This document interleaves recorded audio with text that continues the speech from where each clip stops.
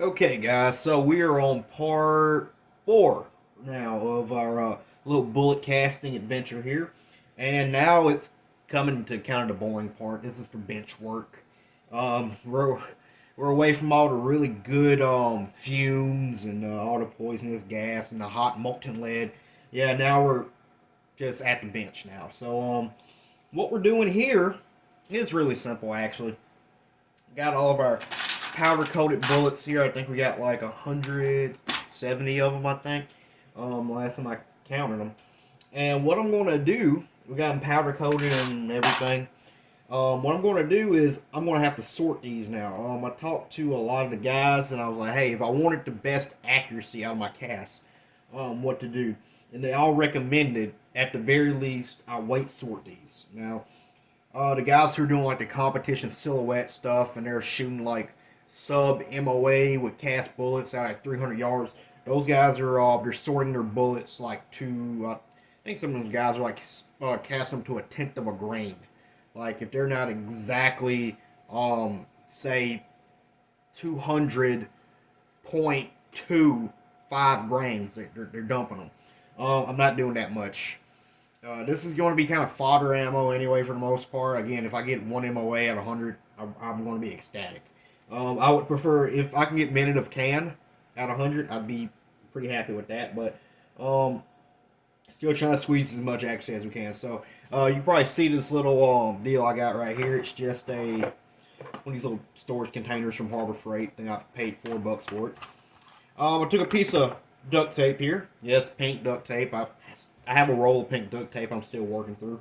And what I did here is I just labeled in half grain increments. I messed around already, and so far the highest grain I saw out of here, the highest weight I saw was like a 57.4 or something. But it's averaging more like the 55s to the 56s. But that's just me doing like 10, 12 of them. But what I got here is 55.0 to 55.5, 55.6 to 56.0, 56.1 to 55, 54, 56.5, 56.6 to 57.0 and above. So I got my RCBS Charge Master Lite. This is the newer, I think this is their newest one or second to the newest one. I know some guys are probably going to freak out about this, but this is the most accurate scale I have right now, and I'm going to use it. So, all I'm doing here, again, these are powder coated. These do not have a gas check on them. I figured it would be better to weight sort these before I gas checked them because, again, reloading supplies is getting kind of scarce, and I didn't really want to waste gas checks. So, I'm just going to got my scale calibrated, zeroed out. Just using a pair of these little tweezers so I don't actually like smash the scale or something. And I'm just going to put it on there and it says, as you see, 56.8. So you're going to go and this little one right here. I got 55.9. So you're going to go over here. Not trying to be super gentle with them, but 56.2. And I'm just going to go through these real quick and try to knock most of these out. As you see, it's not the slowest thing in the world, but it's not the fastest thing either. So whatever I end up with the most of, that's probably what we're going to end up loading. Okay, guys, I'm not about to just make y'all sit here and watch me do this for like 10 minutes. So I'm not even going to fast forward this. I'm just going to turn back on and just show you the results in a minute. So just save you time, me time, battery time. Okay, guys, so we got all of our bullets sorted out. Ends up just the powder coated ones we did. We had 177 of them total. Doesn't look like it at all with these. I don't know why. These bullets are absolutely tiny and they just do not look like it's a lot of them. But I went ahead and notated how much is in each one of these slots. The most we had in general was the 55.6 to the 56 grain. And there might be a 56.1 in here, but in that general area, we're off half a grain. So that's what we had the most of followed by the 56.1 to the 56.5. Again, we're off half a grain right here. So a grain difference total.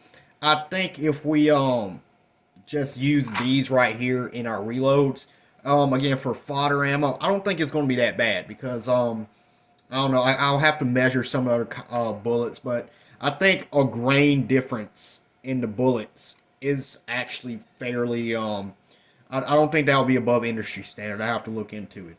The 55.0 to 55.5, and the 56.6 to the 57.0.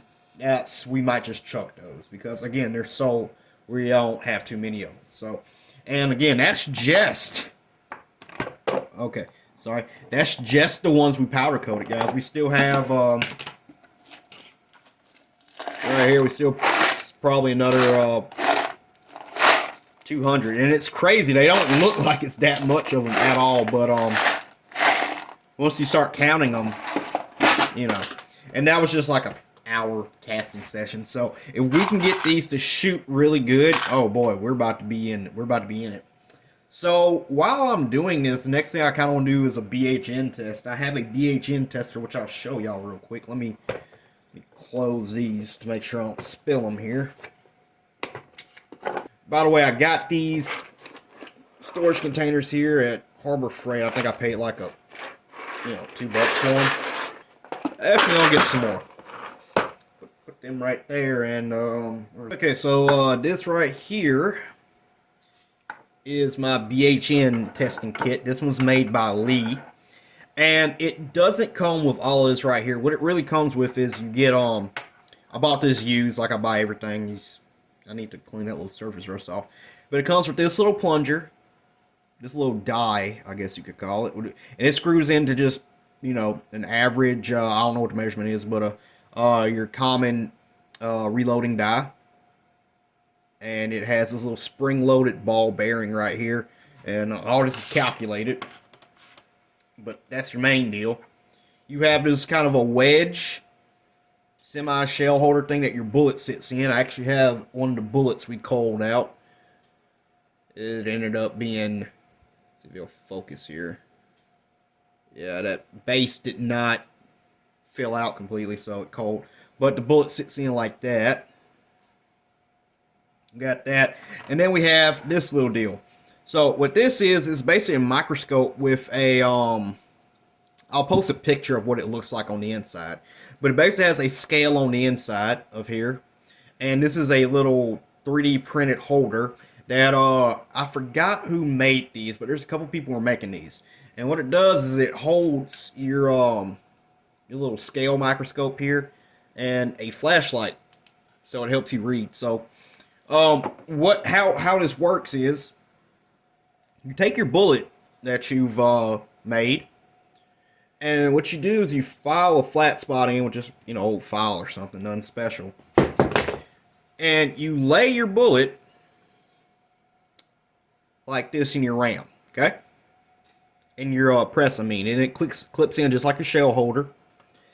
And this is going to be sat on your press.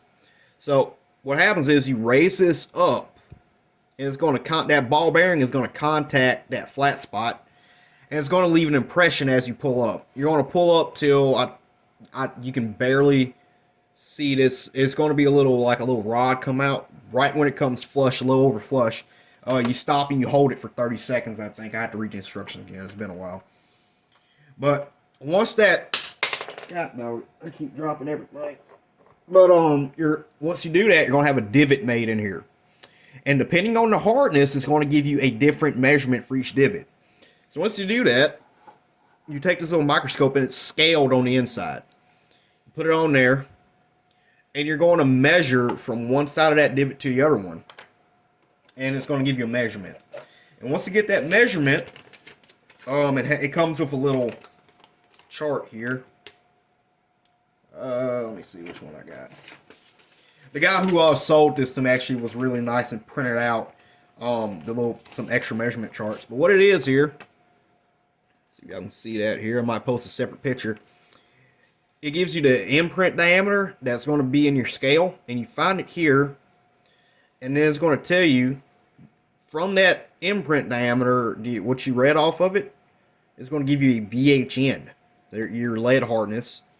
It's going to give you a strength, a working pressure, all that crap. And that's really important. The reason we want to know our BHN, guys, is to know how fast we can push these bullets. It's really important since we're doing a semi-auto, because we need to be able to push this bullet harder than we would with a bolt action, because our I legit forgot what this thing is called for a second here. Bolt carrier. Sorry. Our bolt carrier here needs gas pushing into it to cycle it.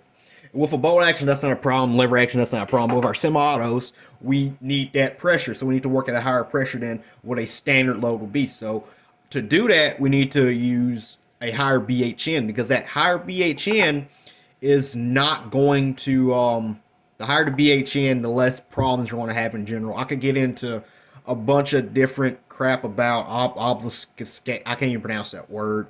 But how the bullet swells and how the fire will lick around the bullet and letting. Just know, higher pressure, generally higher BHN. That's just kind of how it works. I'm not finna go into a big diatribe. I've had people try to explain it to me, and it's literally like I'm sitting there watching a college professor and I'm completely lost. I'm not going to do that to y'all. But just know that I'm thinking we're going to want a higher BHN of around 18 to 21. And I want to check this on two bullets. I want to check one on our powder-coated bullets. I'm just going to take one of our off ones. And I'm going to take one of our non-powder-coated ones. Okay? Now, the reason I'm doing that is both these bullets were water quenched, but these are non-powder-coated ones were only quenched once. They were only heated once, and they're only quenched once. Somebody showed me a chart, and it showed that once you water quench these bullets, you can add an extra couple BHN. So if we air cooled them, our bullets could only have been, I don't know, like 10 BHN per se. And when we water quench them instead, that could have given it an extra hardness of like 2 or 3 BHN, so we could have had like a 15 BHN bullet. Well, when we powder coated them, we heated those bullets to 400 degrees, and that was almost a heat treatment. So, again, molecular structure, yada, yada, yada. Basically, it makes the bullet harder because we heated them up again, and then we re-quenched them. So, we had a already water-quenched bullet that gained some hardness, and then we made it gain more hardness. So, we might have a bullet that right here might have been a 15, and then we added possibly another 5 due to heat treating, plus some more due to the water quench. So we might have close to a 20 BHN bullet. So I want to check these two real quick, and I might turn y'all over here to my my reloading bench and let y'all see, but it's kind of a crappy reloading bench. But let me get a file these bullets down, and we'll do that real quick. Okay, so I know my camera's probably going to have a stroke when I start trying to autofocus, when I start filing here, but here's one of our non-powder coated bullets, and I just got a regular, this is just an old single cut bastard file. I really need to take better care of my files here, but should do. We're just going to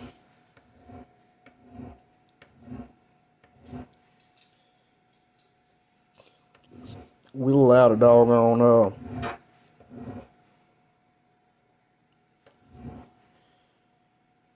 flat spot.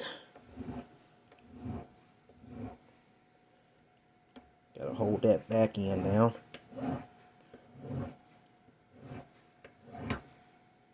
By the way, guys, y'all never know how to use a file, never been taught. You don't do this with a file. You don't go back and forth. You do long consecutive strokes. If you do that, you're going to end up messing up the teeth on the file. A lot of people don't know that. Know we're here for a bullet casting video, but you know, learn something new every day. So that's about what we want. Ain't gotta go real hard, and I'm just gonna do another one of these real quick with the powder coat. So, you know, y'all get the general gist of it.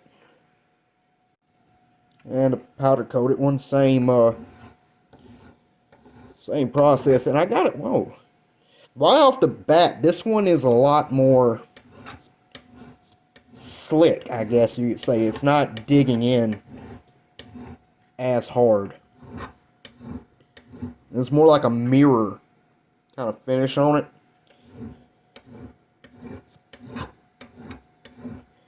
For you guys who've ever like worked with metals, you know what I'm talking about. You have some metals that are harder, and it's automatically you can just feel that they're with a file. You can just feel that they don't grind, you know, quite as nice. Same with wood. Some hardwoods don't sand. They feel much different. So this bullet does feel different than the other one, but let's see if I can focus in here. But that's what you want. You see how shiny that one is compared to that one. Yeah, it's gonna be interesting. So we're gonna go ahead and just set the die up real quick and get to that. Okay, y'all. So here's the here's my humble little press. This is my little Lee single stage. I'll just screw this on down here. The instructions did say you don't really need this thing like bottomed out. But I'm just going to go ahead and screw it down until it, you know, does. So, well, it doesn't really bottom out, it just keeps going because it doesn't have a stop. But I want to kind of come up a little more. There you go. I'm just going to install our little bullet slide here. And again, you need, try not to get your bullet. Let me see if you can see here. Try to make sure you put that dimple, that little ball I was talking about right here. Try to make sure it goes on somewhere that's complete lead, not like let me see if you can see that. Some of your bullets will have like a double driving band. Just tripping out here. But you see where this driving band is? Don't put it right there because that could be a weak spot. Put it right up toward here where it's nothing but, you know, got some meat on it. So we're going to do the regular one first. Let me move the camera so I can see it a little better. Alright, y'all should be able to see that pretty decent. So, I'm just going to try and make sure that bullet is in that meaty spot like I was telling y'all about. Sure it's not wobbling too much. You're going to press down, just pull on your ram. You're going to have a little rod come up right here. Right when it gets a little over flush. We want to keep it here. You can barely see it right there. I'm going to keep it right there for about 30 seconds. So, 1, 2, 3, 4, 5, 6, 7, 8, 9, 10, 11, 12, 13, 14, 15, 16, 17, 18, 19, 20, 21, 22, 23, 24, 25, 26, 27, 28, 29, 30. Give it a few little extra seconds because it's kind of quick. And then we're going to let her on down. Alright. And as you see, you can see that made a little divot right there, and that's what we're going to measure. So I just got to do that to my other one real quick. The other one we shaved off there. Same process. So make sure we get dead on in there.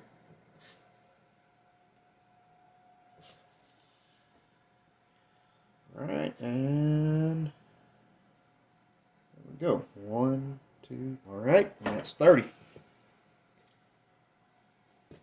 And then we got this one. That divot does, just by eyeballing it, smaller. Now, the smaller the divot, if the divot is smaller, that means it's harder because it's taking more pressure. It's going to take more pressure to make a indent. So, thinking this is definitely going to be a harder one. But let's get over here and take a look. All right, now here comes a rather frustrating part. Is we're going to try and measure these. And guys, this is kind of a wonky way to do it because you gotta. This reflects. This little deal right here is a periscope, so it reflects the image. So as you're trying to move the bullet, you gotta remember you gotta move it in the opposite direction to get it in the direction you want to go. So turn my little light on here. I forgot who makes this little holder, but it's a wonderful thing. So line up.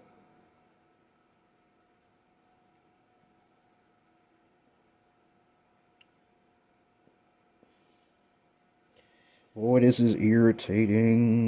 Okay, so I'm reading right at like 0.6. So let's look at our dealio here. Okay, so I was looking at kind of right around 0.6. Looking for an impression diameter. Got 0.59. See here. Got 0.95. And it was really moving around, so it might be a little more, a little less. But we're looking at around 14.9 BHN. So right at 15. Right at 15 BHN. Let me see here. Trying to see if the other sheet has similar. It's just a copy. Yeah, it doesn't go down to 6, but looking like our this one, our just water quenched, cast out, we're rocking around about a 15 BHN. So we're just gonna call it 15. Call it good. So 15 BHN, by the way. What is this? 15 BHN. We're going to say 14.9 is basically 15. Has a working pressure of 19,021 PSI. Okay, so that can be important. Oh, wait. Yep. So 19.0 PSI. That could be important if we're looking. If we get some load data possibly, and it tells us how fast that load is going to push our bullet. That can be very important. So we're looking at right at 15 BHN for that. Now let's try our other one.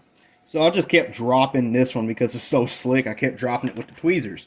But I was reading basically like a 5.1. So our 5.1 here, let's see here. Holy crap.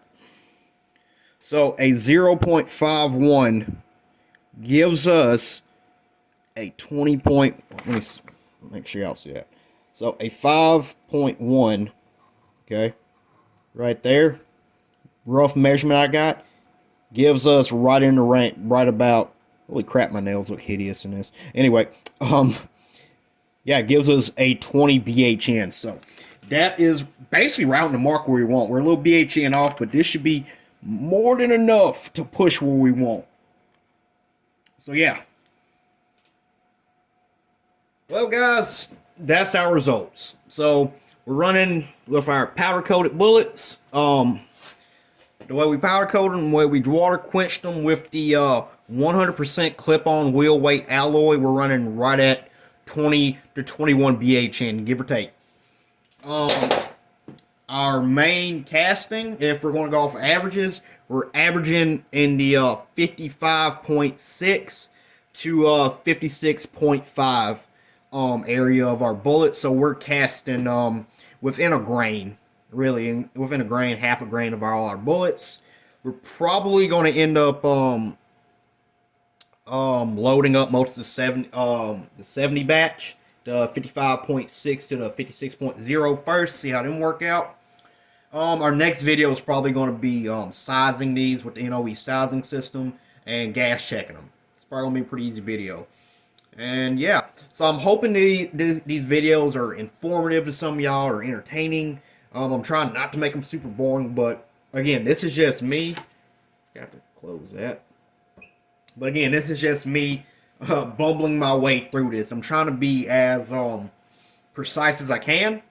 I'm not trying to tell anybody how to do anything, but I'm trying to really make some accurate loads out of this.